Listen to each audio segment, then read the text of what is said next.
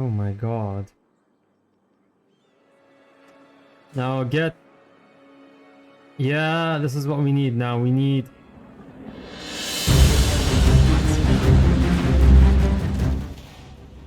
No, we have our own vehicle this time. It's already Yeah, the joint. flanking them. Yeah, he's gone. Side, left side on you. I'm giving them as much heat over here near the barn area. Okay, that guy's gone.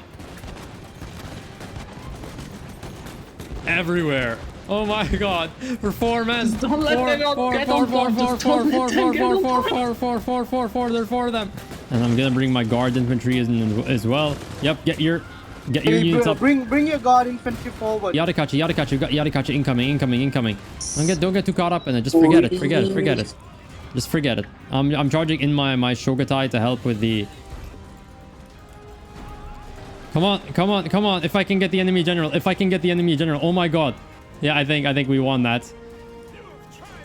That's it.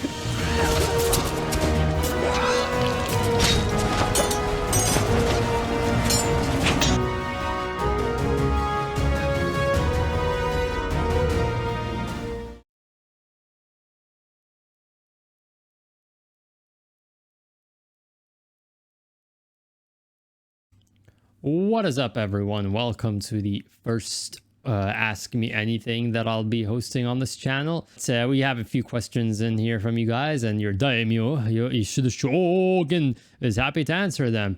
The first one is coming from Justin88, or Just a Cardboard Box. What do you think of sword infantry in Total War games and their role as effectively anti-spears? I've heard people discuss before about it being not accurate to history, and most of the time the spear would win. Well, I do read a lot of history books, but it's mainly just World War II in 19th century kind of crap. I haven't really gone too much or read too much about medieval era or antiquity era or pre-modern warfare in general.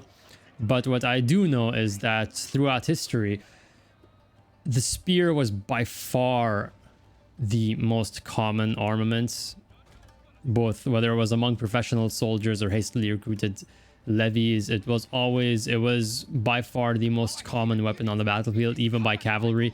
Sword cavalry, if we're going to talk about swords, I should also mention that sword cavalry was not a thing. There's no such thing as sword specialist cavalry. Cavalry would only keep swords as a sidearm, and same thing applies to maces. Those shorter weapons were kept as purely as sidearms. When their spears would break, which was very frequently, that's when they would bring out their swords and their other armaments. Same thing applies to infantry. Swords were predominantly kept as a sidearm. It's quite rare, relatively speaking, for there to be specialist sword infantry available on the battlefield. I know that the Spanish tercios, the guide for a Spanish tercio unit was to have 1/3 of the unit be guns and 1/3 of the unit be swords, and then 1/3 of the unit be spear infantry. I'm not sure how accurate the real formation was, but that is probably one of the relatively rare instances where sword specialist units or men wielding swords as their primary arm was a thing. But overall, it's not that common in history. Now, gameplay wise, I don't really have a problem with it as long as it's well implemented. There's a very obvious reason why they went in that direction. It's to add a sort of rock paper scissors type of balance to the game, where you're constantly trying to optimize your build depending on what your opponent brings, and it's a constant game of back and forth trying to figure out what your opponent is bringing, especially in multiplayer. Now, I'm not saying this is that this is a perfect system in any way. Of course not. There's multiple different ways you could balance the battle simulator. We had Total War games that didn't have sword infantry and had pretty fine combat. Empire Total War, I know people constantly diss on that game, but I already had a video where I showed you some of the... I'll link that in the pop-out banner, where I showed some of the interesting attention to detail when it came to firing drills in that game. But that's a game that sword infantry do not play a prominent role in. It's mostly line infantry, and that game, the balance is fine. The balance between line infantry and skirmishers and the way artillery affects the combat and cavalry, and then Napoleon is similar thing. So it's you can take Total War games. There's no one correct way to do a Total War game. You don't have to have a rock paper scissors spear sword cavalry kind of thing, or archers, but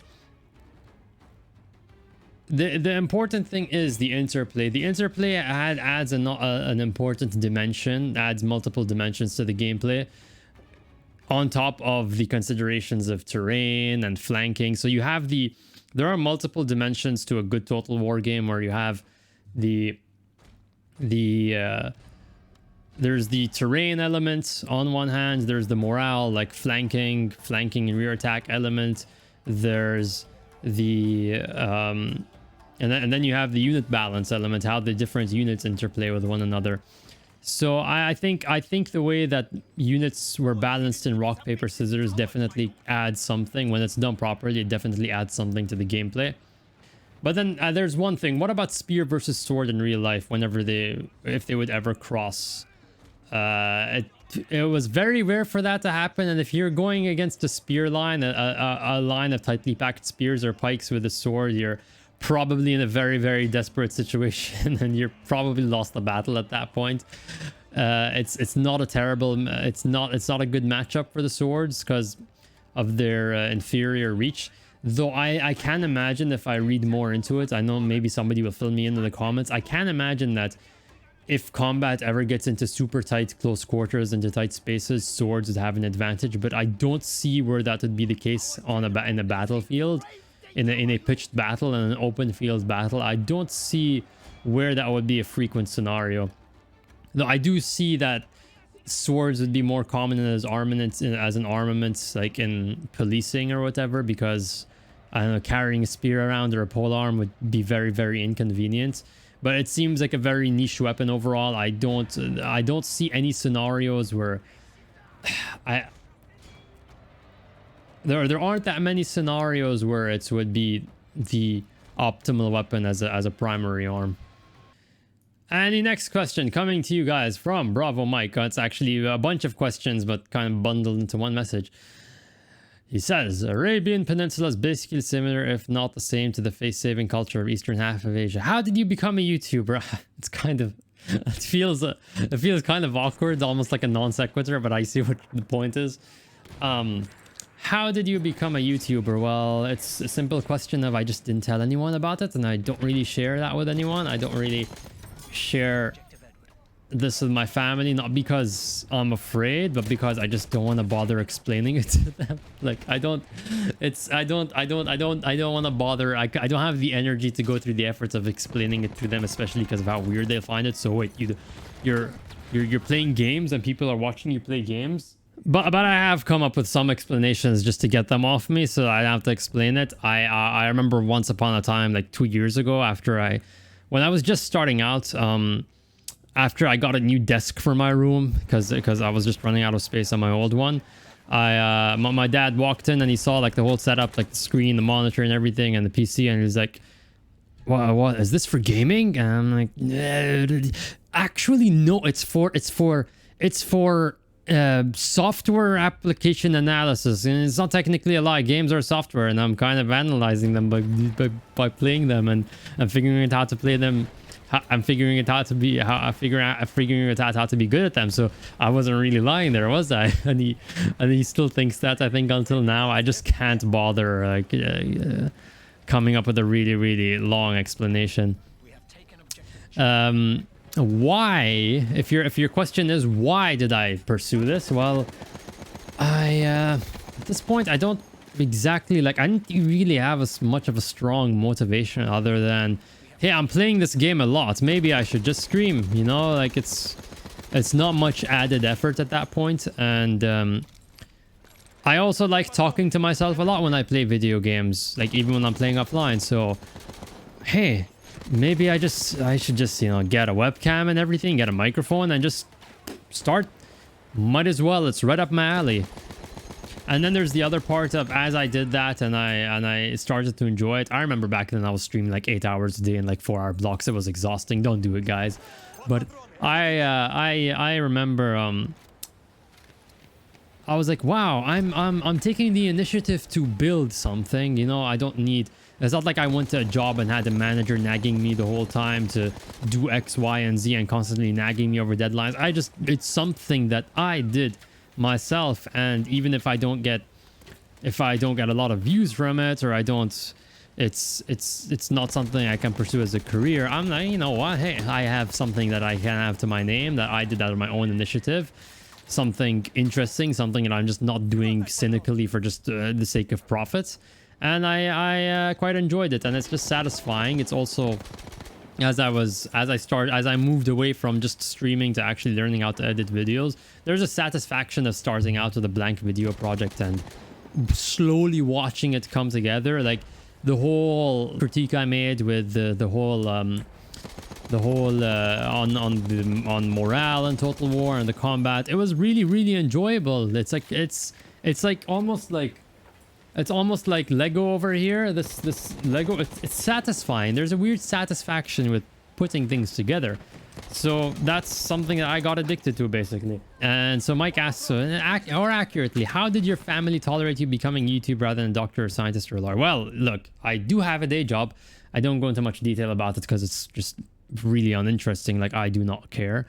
But I just go to work, make a living, come back, and my job is literally to fund my hobby. That's literally I go to work so I can afford my hobbies, and they are none the wiser for that. They all think I'm all super dedicated and thinking really hard about my job. I'm like, nah, I just it's just something to just pass the time. I take my books. I take my books to the office. I do some reading there. Since I can that's a great way to pass the time. I've covered a lot of ground. I've read maybe like 8 or 9 books. And if you want some book recommendations, you can hop onto Discord if you haven't already. I talk about them a lot in the history channel.